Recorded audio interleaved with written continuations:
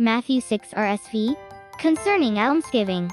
Beware of practicing your piety before men, in order to be seen by them, for then you will have no reward from your Father, who is in heaven. Thus, when you give alms, sound no trumpet before you, as the hypocrites do in the synagogues and in the streets, that they may be praised by men. Truly, I say to you, they have received their reward. But when you give alms, do not let your left hand know what your right hand is doing, so that your alms may be in secret, and your Father, who sees in secret, will reward you. Concerning prayer.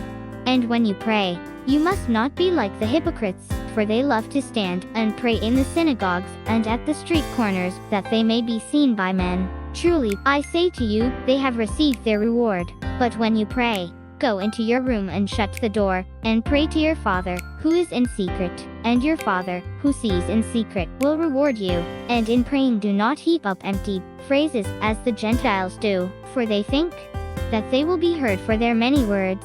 Do not be like them, for your Father knows what you need before you ask him. Pray then like this: Our Father who art in heaven, hallowed be thy name. Thy kingdom come, thy will be done, on earth as it is in heaven. Give us this day our daily bread, and forgive us our debts, as we also have forgiven our debtors. And lead us not into temptation, but deliver us from evil.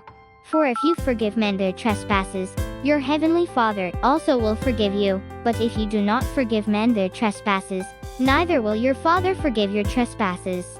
Concerning fasting. And when you fast, do not look dismal, like the hypocrites, for they disfigure their faces, that their fasting may be seen by men. Truly, I say to you, they have received their reward.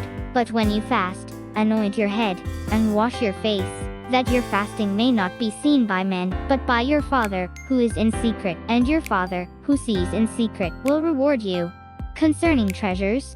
Do not lay up for yourselves treasures on earth, where moth and rust consume, and where thieves break in and steal. But lay up for yourselves treasures in heaven, where neither moth nor rust consumes, and where thieves do not break in and steal. For where your treasure is, there will your heart be also.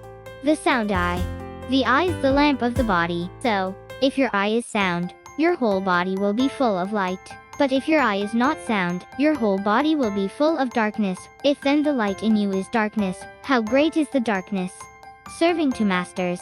No one can serve two masters, for either he will hate the one and love the other, or he will be devoted to the one and despise the other. You cannot serve God and mammon. Do not worry.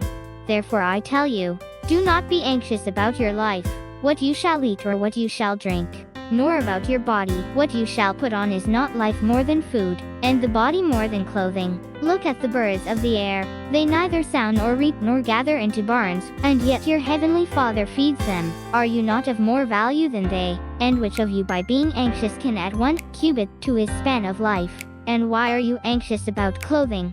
Consider the lilies of the field, how they grow. They neither toil nor spin. Yet I tell you, even Solomon in all his glory was not arrayed like one of these.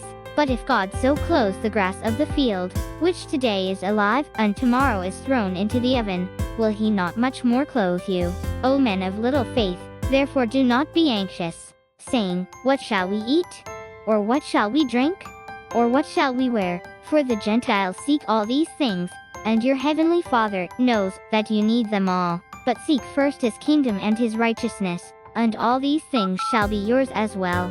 Therefore do not be anxious about tomorrow, for tomorrow will be anxious for itself. Let the day's own trouble be sufficient for the day.